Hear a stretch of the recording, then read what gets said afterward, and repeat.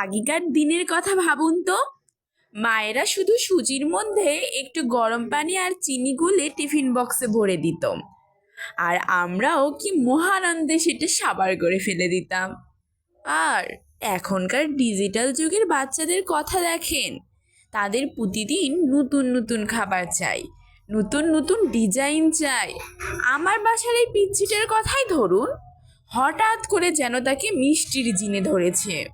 সুজি তো বাদশায় আছেই, কিন্তু তার কথা হলো সে সেই সেকালের নর্মাল সুজি খাবে না। তার নাকি একটা পার্সোনাল মান সম্মান আছে।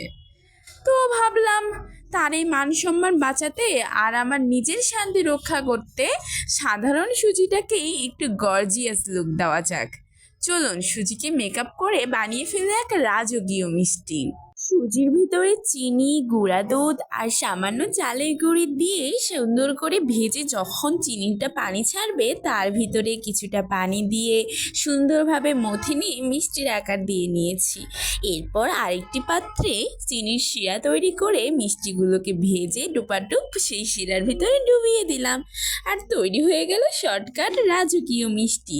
মাঝে মধ্যে একটু একটু চোট্টামো বুদ্ধি তো দেখাতেই হয়। আর এইদিকে কি অবস্থা, ক্যামেরা একদম ধোঁয়ায় ভরে গিয়েছে।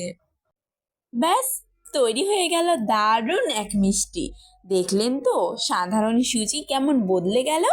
এখন আর পিচ্চির মান সম্মান নিয়ে চিন্তা নেই, বরং সে আরও একবার চেয়ে খাবে নিশ্চিত। ভিডিওটি ভালো লাগলে লাইক ও শেয়ার করবেন। আপনাদের বাচ্চারাও কি এমন বায়না করে কমেন্টে অবশ্যই জানাবেন। আর এরপর কোন রেসিপি ট্রাই করব তা বলবেন। আজ এ পর্যন্তই, আল্লাহ হাফেজ।